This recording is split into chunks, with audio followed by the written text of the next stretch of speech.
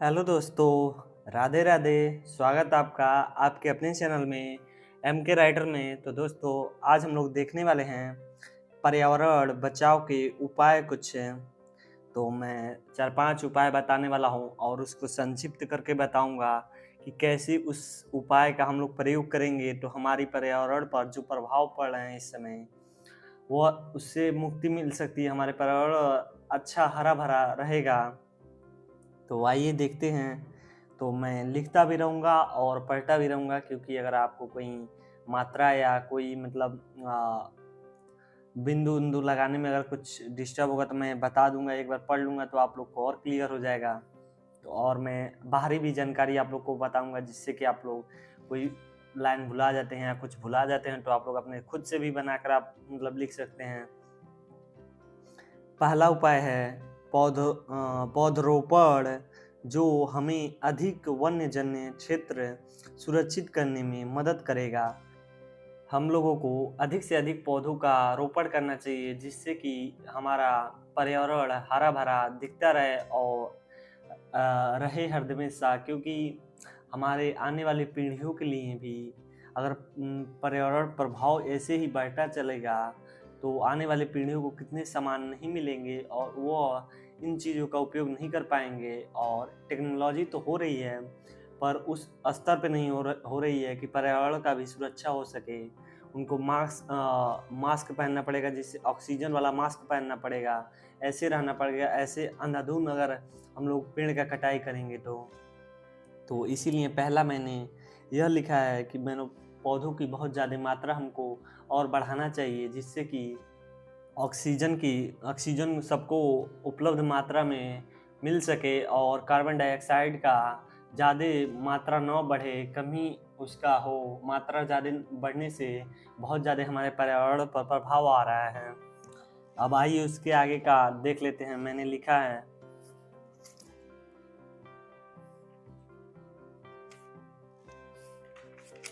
वह तो ऊपर ही रह गया पर मैं फिर भी पढ़ देता हूँ, क्योंकि मेरे पास कॉपी है, उसमें से देखकर मैं आप लोग को पढ़ देता हूँ। वृक्षारोपण और वन्य क्षेत्रों की सुरक्षा में भूमि का सदुपयोग करना हमारी प्राकृतिक संपत्ति को बचाने में महत्वपूर्ण भूमिका निभाता है। क्योंकि जितना ज़्यादा हम पौधों को लगाएंगे, अगर बाढ़ आता है या कोई मतलब सुनामी आती है तो उससे यह होगा, मतलब इतना नहीं, सुनामी नहीं, मतलब बाढ़ और आएगा तो माटी नहीं दहेगा और जो मिट्टी होती है उपजाऊ मिट्टी, वो दहेगा नहीं, क्योंकि जितना ज़्यादा वृक्ष रहेंगे उसके जो जड़ होते हैं, रूट होते हैं, वो माटी को बंधे रहते हैं अपने जड़ों से। क्योंकि बहुत ज़्यादा पेड़ों की जड़ बहुत लंबी लंबी तक होती है, वो जकड़े रहते हैं उसको और माटी को दहने नहीं देते हैं, जिससे कि वह ज़्यादा हमारी मृदा जो है, उपजाऊ मृदा, इधर से उधर मतलब हमको ज़्यादा खोजना नहीं पड़ेगा, वो बचा रहेगा। हम उस पे और ज़्यादा फसल का उपयोग कर सकते हैं। ये नहीं कि मतलब बाढ़ आया तो हमारी फसल डूब गई, ये हो गई, वो हो गई। मतलब ऐसा नहीं है कि मतलब जब आ जाएगी बाढ़ तो हमारी फसल दोबारा हम लगाने के लायक नहीं रह जाएँगे उस मिट्टी पे। इस समस्या को हमको नहीं देखना पड़ेगा अगर हम लोग अच्छे ज़्यादा मात्रा में अगर वृक्ष लगाते हैं तो। अब आइए मैं दूसरा आप लोगों को दिखा देता, दूसरा लिखा हूँ वो पढ़ देता हूँ। दूसरा है, ऊर्जा संरक्षण का माध्यम हो सकता है, जैसे कि ऊर्जा दक्ष उपकरणों को उपयोग और विद्युत साक्षरता। ऊर्जा के सही उपयोग से हम प्राकृतिक संसाधनों को बचा सकते हैं और जलवायु और भूमि प्रदूषण को कम कर सकते हैं।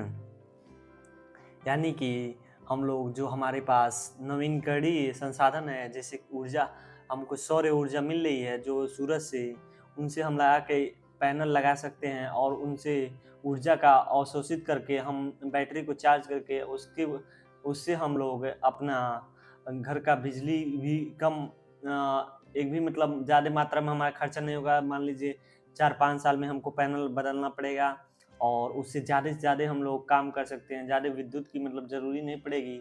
सौर ऊर्जा से हम लोग ज़्यादा से ज़्यादा अपनी आवश्यकताओं की, जो बिजली की आवश्यकता हो, उसको पूर्ति कर सकते हैं और कोयला की ज़्यादा मतलब नहीं उपयोग करना पड़ेगा, क्योंकि आने वाले समय के लिए, आने वाली पीढ़ियों के लिए उनको भी इसका लाभ मिल सकता है। और इसका लाभ उठा सकते हैं, क्योंकि अगर ये कहीं और जगह काम आने वाला है, बहुत ज़्यादा मतलब इसकी ज़रूरत है, तो वहाँ पर इसको हम लोग उपयोग कर सकते हैं। और उसी मतलब जो हमको विद्युत कोयला से मिल रहा है, वही हमको विद्युत सौर ऊर्जा से मिल जाएगा, अगर हम लोग पैनल लगाकर बैटरी चार्ज कर लेते हैं तो। अब आइए मैं तीसरा आप लोगों को बता देता हूँ, और लिखा भी हूँ, देख लीजिए आप लोग। तृतीय, प्लास्टिक प्रबंधन में भी हमें सक्रिय रूप से शामिल होना चाहिए। अधिकांश प्लास्टिक सामग्रियां नुकसानकारी होती हैं, और इसका सही प्रबंधन हमारे पर्यावरण को सुरक्षित बनाए रखने में मदद कर सकता है। जैसे कि आप लोग समझ सकते हैं, प्लास्टिक का जो सामान है हम उसको न उपयोग करके थैले का ही उपयोग करें, जो कागज़ का थैला होता है, जो गत्ता जैसे बना होता है, उसका हम लोग उपयोग करेंगे तो ज़्यादा से ज़्यादा हम लोग सुरक्षित कर सकते हैं अपने पर्यावरण को। ऐसे कई हम लोगों के पास कई संसाधन हैं, जिससे कि हम लोग तकनीकी भी है, लेकिन हम लोगों के पास ऐसा संसाधन है जिसकी वजह से हम लोग पर्यावरण को भी बचा सकते हैं। तो अगर आप लोग को वीडियो अच्छा लगा होगा तो वीडियो को लाइक कर दीजिएगा और चैनल को सब्सक्राइब कर लीजिएगा। बहुत मेहनत लगा है वीडियो बनाने में।